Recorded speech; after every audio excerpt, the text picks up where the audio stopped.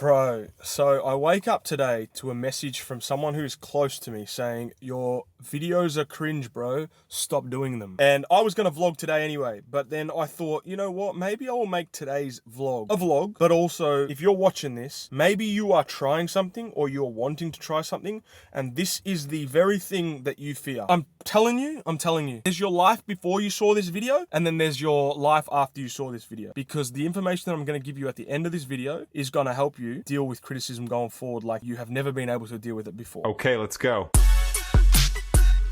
We have our first headquarters for Suited and Booted. Oh yeah. And the reason I'm vlogging is I feel like it's kind of a shoe dog moment. I don't know if you guys have read the book of the Nike founder, but it's such a cool story of like how he just gradually progresses and stumbles and like his first milestones and that kind of thing. So today is our first day that we will have a office. So I'm going to show you guys that. The funny part about it is it's in the back room of where Noor works his everyday job. So it's nothing too flashy, but it is what it is, man. And we're going to do it. So I'm going to go head there now. It's apparently close to Monash Uni. And you guys will see the boys. Jake and Jerome are there today as well. I'm going to tell you guys about a bit of a story today because, I had a bit of an interesting message from someone close to me saying like, hey bro, stop doing this shit.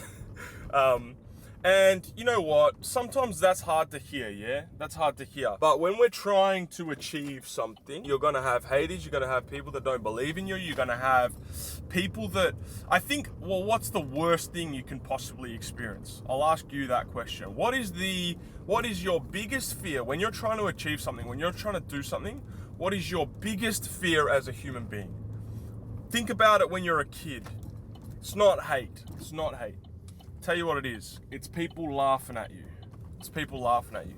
And I'm going to tell you guys a story at the end of the day today. I'm going to tell you guys a story of why these comments genuinely don't affect me at all anymore. Honestly, they give me a bit more motivation, and that's not me trying to be motivational or trying to sound inspirational or something. That's just me being honest. When I get those messages, I think about, okay, today I'm videoing this, and bruh, what the bro, I swear that guy just had that guy, oh my God, bro.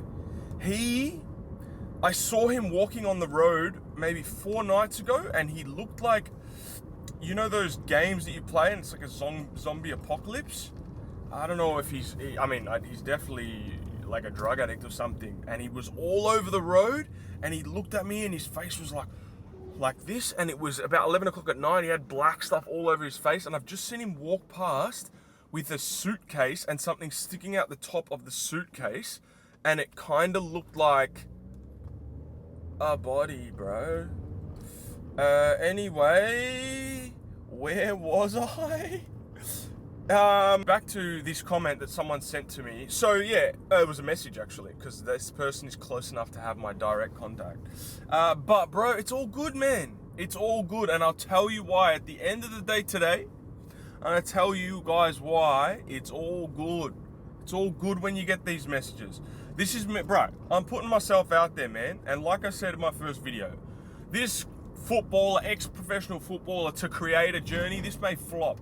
And I'm gonna look like an absolute idiot if it does. But, like I said, man, one of the mantras that I say at the end of the night, every night before I go to bed, is I am willing to embarrass myself while I try to achieve what I want. And these things are all important. I am willing to embarrass myself is very important, because the biggest fear that we all have, we're all children at heart, man. We all fear the whole playground standing there. We just tried to do something, and all the playground is standing around, all our friends, all the people that hate us, all the enemies, all the people that don't even know us, pointing and laughing at us.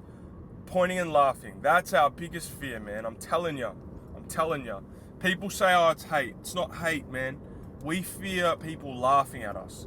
And that's why I say to myself every single night before I go to bed, I am willing to embarrass myself while I attempt to get what I want. And this is me doing that, man. This is me doing that to the extreme, because now I'm posting videos of my day-to-day life, and I'm going to post my failures every day. How about another failure? I'll give you another failure for today.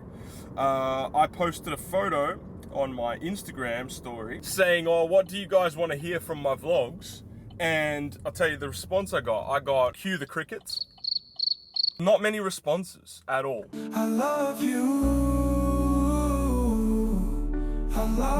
forever. Not a big loss, but not the kind of reception that I would have thought would happen. Obviously, people don't care about this journey at the moment, but that's fine, bruh, because I'm at the start of it. And I've got to relearn to be patient, because I feel like every time I start something new, I have this feeling inside me that's like, okay, I'm gonna get this straight away. It's gonna be overnight. I don't know why that happens. I don't know if you're the same, but every time you start something new, you have this feeling of, all right, this is a new thing that I'm trying. I'm gonna start from zero, and I'm gonna get it overnight, or I'm gonna get it in a week. And it's always this impatience that just seeps into our veins, because I don't know, we see someone like, who's an example, Hawk Tour Girl, go from nothing to something overnight, which, by the way, I don't believe is healthy anyway. So it's not like I even want that. I don't think I could be able to deal with the level of success that comes with overnight. And I think we've got plenty of examples of why people can't deal with that amount of success or that amount of money that just comes in all of a sudden. It's like all these people that get rich off Tats Lotto tickets or gambling or cryptocurrency and all that stuff, and then they go and blow it. They put it on another coin the next day and they lose it all overnight, or they go mentally unstable or they start doing drugs and all that stuff. So I prefer the grind. I love the journey of it. I've been here before with football, and I know that at the end of the day, the journey is the destination. The beauty of this journey is the journey itself. So I'm gonna smell the roses, as they say, and I'm not gonna be impatient. I gotta catch myself, because subconsciously I find myself wanting to have whatever the success is overnight and getting impatient.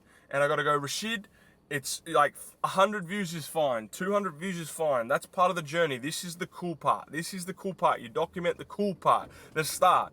I got to remind myself of that. So that's what I'm doing. That's what I'm doing today. And yeah, that comment came in. And at the end of the day today, I'm going to share with you the mantra that I have. I have that one principle that I say to myself every night before I go to bed. I'm willing to embarrass myself while I attempt to get what I want. That's one part of it, but there's a bigger part, and there's a reason why those comments don't really affect me in a negative way anymore. They more motivate me. But yeah, for now, I'm gonna get myself driven to this new headquarters office, and you guys are gonna see the boys as well. Okay, before we move on with the rest of the video, I do want to preface something, because when I started these YouTube videos and I committed to doing them, I said I'm gonna commit to being as honest and transparent as possible. And I don't want a misconception here to be like, oh, I'm not a human being that doesn't get affected emotionally by the opinions of others anymore. They still very much hurt me. When I got that message today or the other day, it still causes me pain. It still makes me feel super uncomfortable.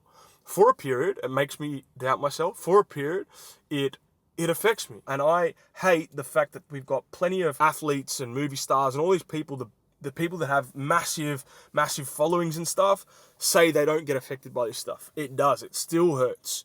The thing is, now I can deal with it. Now it motivates me. Instead of making me want to go home and stop trying, it motivates me to want to do more, to prove them wrong. And this is the mindset shift that I want you to be able to have. I want you to be able to have a mindset where when someone criticizes you, it's not that it doesn't affect you. The expectation needs to be, it will always affect you. Negativity, we are human beings. We have primal instincts to want people to like us. They will always hurt you.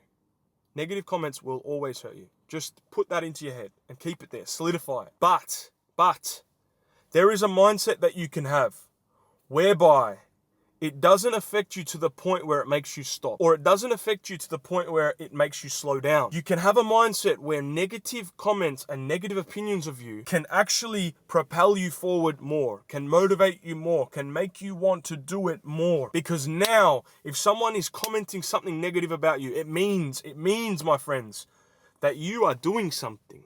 You are doing something. It is very, very, very rare for someone to comment something negative about you when you are doing nothing. Just remember that, especially someone that is kind of disconnected from you. Maybe someone that's close to you, like your dad. If you're freaking sleeping in, they might say something negative to you. If you're sleeping in a lot, they might say, "Oh, you're doing nothing." Fair enough. But someone that's kind of not in that in their circle, and they're like on the extremities, and they might be sending you a DM or commenting on a video or something like that. These are people that will only ever comment something when you're trying to do something. And that's going to become relevant at the end of this video, but I wanted to preface the rest of this by saying it still affects me. I'm still a human being. It still hurts when someone criticizes me like that, especially if it's someone that like I somewhat care about them. Yeah, that hurts, man. But it doesn't stop me. And you'll see why at the end of this video. All you ever really need. Hello, mate. Just $10, man. See that? Okay. Bro, that building right there, I didn't even know. Should we be showing this address? Probably not. He's listening to our pod right now. Who's that? Popstar is here. Number 10 has arrived to fucking training grounds. Yeah, late arrival. Hey, does this not look like a training facility? Bro, it does, yeah. We're at Carrington. People know what Nord looks like. Yeah, it's very bare bones. No, this is fucking that's all we need, bro.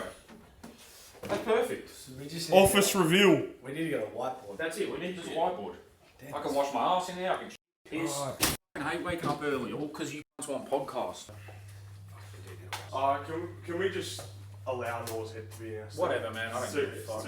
Yeah, I don't know why are we not? I don't know, it was just funny to just... Like, that's Noah fucking hell. Helmet. There. We all have our laptops open. This is hilarious. And we've got nothing to I'm do. just saying we've got nothing to do. Alright guys, that'll do it for now. That takes us to about 12 o'clock. We're here till 2 today. Our first day in the office. Have we got much done, guys? Nope. Yeah, we've done alright. Now we're off to Nando's. Even your attitude is bigger, your appetite grows. Hey, where all that was going? Your last asking questions about.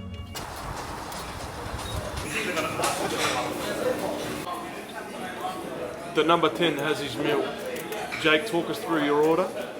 Half chicken chips, peri-peri, sweet potato fries, coleslaw, and some barbecue ribs. What's your hot sauce? Hot man. Not see. Can you see that? Can you not see? Nando's, bro. Bring back the broccolini, man. Broccoli. Talk us through your order, Jerome. That sound before. Plain chips, peri-peris for weirdos. We have a double cheese and bacon wrap, lemon and herb, with the salad dressing for the dipping sauce. Salad dressing for the dipping sauce? It's a good idea, man. Can I try, bro? Yeah, bro. Let me give that a whirl. I'm not a hot guy, bro. Hey, that's good, bro. Let me have one more whirl just to make sure. It's not my sauce, bro. You go crazy. Wow. Hey, that may be a thing, bro. Alright, we're back at the offices. Part 2 of day 1 at the office. $900,000. You get that? I don't know. I said. Alright, so that'll do us for day 1 of the office and our headquarters. This space is actually pretty cool. So the idea about getting the office was so that we can all be on the same page. It's quite hard to essentially run a business together when we're always apart and only on the phone or texting and stuff like that. But today we got a lot done. The idea is to start with 1 day a week, coming in here as a group to coordinate everything and get our schedules aligned. And then we might add to 2 days, 3 days. The goal is to get to the point where we're pretty much working on this all day, every day together, and ideally at a headquarters or an office. But yeah, today was day 1 at this office space. It's pretty cool. We got a lot done. So now on to the ride home, and I will share with you guys my way of dealing with haters and the comment that I mentioned at the start of the day. So let's go. Okay, so how do I deal with haters, and how you can too? This is this is going to be an emotional story, man, because this was the lowest point of my football career. And a time where I was really struggling. So basically what happened, I'll try to keep it short so that you can just take the lesson from it. But basically what happened was I was performing really badly. This is when I was at Melbourne Victory. I was playing really badly. I had basically 2 or 3 howlers in about 4 or 5 weeks span. And it was a situation where the howlers were things like come on in with 4 minutes to go, lose the ball, the other team counter-attacks, scores, we lose because of it. And that happened like twice, and just playing really poorly, just a really bad period of performance. And after that period, and this is why I mentioned at the start of the video of like, what is your biggest fear, or the worst thing that can possibly happen around people's perspective of you. And this is why I said it's not hate, and it's people making fun of you or laughing at you. And I referenced back to when you're a child and you're thinking about what is the scariest thing to happen. It's like you're standing in the playground, you've tried something, you've stuffed it up, and everyone's standing around pointing fingers and laughing at you. And that was pretty much what this period was like for me as a footballer. I had a really bad period. At the time, I had a lot of people criticize me for being a bad footballer, but I could deal with that. But then what happened was, it kind of got to the point where, this guy's a bit of a joke. He's so bad that it's funny, and we're going to poke fun at the fact that this guy is so shit. And it got to the point, and this is where, by the way, the name Lord Mahazi comes from. People basically taking the piss and calling me Lord Mahazi as a joke of saying he's such a bad footballer. It got to the point where I remember one game in particular, I think it was against Central Coast. We were playing at Amy Park, and every time I'd get the ball and I'd pass the ball like 5 meters, they would cheer and clap and be like, wow, you executed a pass, well done. And I actually played really well that week, ironically. But that was a really, really difficult time. I didn't know how to deal with it. People asking for photos as a piss take, like saying, hey, Rashid, come, take a photo with me, to take the piss out of me. People asking for my autograph to take the piss. People clapping me as a joke. And I kind of knew how to deal with hate. I knew how to deal with people that didn't like me or thought that I was shit, but then I didn't know how to deal with people thinking I was a joke. And I kind of... I just didn't know where to go. And I remember looking through comments online, and I kind of just went deep in the self-pity space, and of like just really allowing it to affect me, really allowing welcoming it into my home. Basically, I was going online, reading comments on Twitter, this guy's so bad, blah, blah, blah, right? I did all that stuff, the stuff that you shouldn't do. And anyways, it kind of all came to this head where it was just getting really bad, and I didn't know how to deal with it. I didn't know where to turn. And we had a barbecue at one of the older players' houses that I was playing with at the time at Melbourne Victory. I won't reveal who it was, but I went round to this barbecue, and it was someone that I looked up to and I thought had quite a strong mindset. And I asked him, I basically was vulnerable with him. I said, man, how do you deal with criticism to this level where people are really starting to affect you? Like, how do you deal with that? Because he had such a concrete mind, and he just didn't seem to ever be rattled by anything. So I sought advice from him, and he kind of just said, Rash, I really just don't care what people think of me. And I remember thinking, that's wild, because I don't know how to relate to that, because I do care what people think about me. It does affect me. And it just seemed like such a distant... It seemed so distant to where I was at mentally that I was like, I don't know how to feel like that. I don't know how to not care. And he kind of struggled to give me advice, because he's like, I just don't care. Like, I genuinely don't care.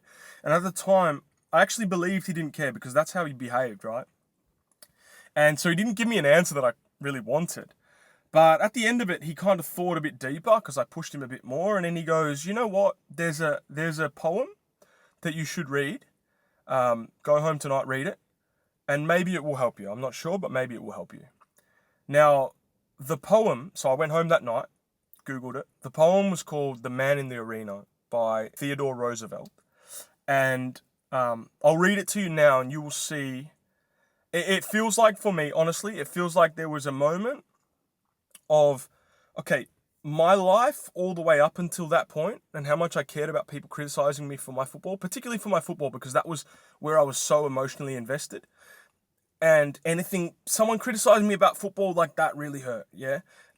So there was my whole life up until this poem, and then there was reading this poem, and my whole life has been ever different since then. It has always, my life is completely, it's like night and day. It's like before and after this poem. This poem sits in between my ability to deal with the world and to put myself out there and to try things and to not care about what people think of me. It's this poem. And I'm going to read it for you now. And I want you to really think about this poem deeply. If you have to, read it 7 times, 20 times, 100 times. Put it on your wall, write it in a diary, whatever you have to do to get this into your head. But I'm going to read it for you now. And then I want you to go away from this and really try to imbibe it. Don't just listen to it. Imbibe this into your soul, because your life will change. I guarantee you, your life will be at a before and after from this poem if you really sit down and listen to this and then think about it for like days. There is a before and after moment that is here possible for you to chase any dream that you ever want and never to be rattled by criticism ever again. This is the moment for you to listen to, okay? The man in the arena. It is not the critic who counts, not the man who points out how the strong man stumbles, or where the doer of deeds could have done them better.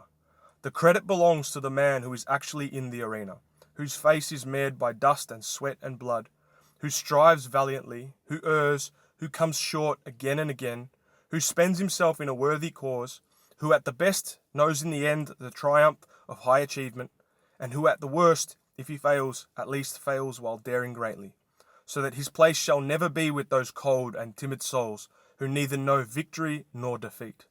Theodore Roosevelt. That, my friends, is the man in the arena. And I want you to think on this. If you're trying something, in high school we used to make fun of each other and call each other tryhards if you tried hard in something. If you are a tryhard, you're trying in something. You are the man in the arena. And there is going to be all the critics on the outside sitting in that stadium, pointing down at you and saying how you could have done something better, or making fun of you and calling you a tryhard and saying you're not good and the way you should have done it and blah, blah, blah, blah, blah, blah, blah, blah, blah. They are not in the arena. They are around. They're outside. They're not trying. It's so much easier to criticize from outside than it is to be the person standing on the ground trying. And if you can take anything away from this video, I want you to understand that maybe you will actually fail at the end. But the end of this poem is the most important part, where he says, so that his place shall never be with those cold and timid souls who neither know victory nor defeat. The trying is the value. The journey is the destination. The fact that you are in the arena making an attempt at something challenging, that is the victory. Do not worry about the outcome. The outcome, maybe it will come, maybe it won't. You might get there, you might not. But the value is in being in the arena, being in there, man. Don't worry about if you fail or whatever happens, but just try. Try something that you really like. If you want something, just try, man. Just try. And the people on the outside, they're going to be there, man. They'll always be there. They will always make fun. They will always tell you how you should have done it. And it's so easy to criticize. But, yeah, man, I urge you, please, be a tryhard. Be a tryhard. Try in something challenging. All right, that'll do us for today. I'm going to the gym. Going to see Helen. Going to relax. Do a bit more work on the computer later on. And see you guys next time. Like, comment, subscribe. Again, guys, I know I'm just kind of flippantly saying that at the end, but if you want more videos, if you like them, Please, it helps me. Like, comment, subscribe. I'll see you next time.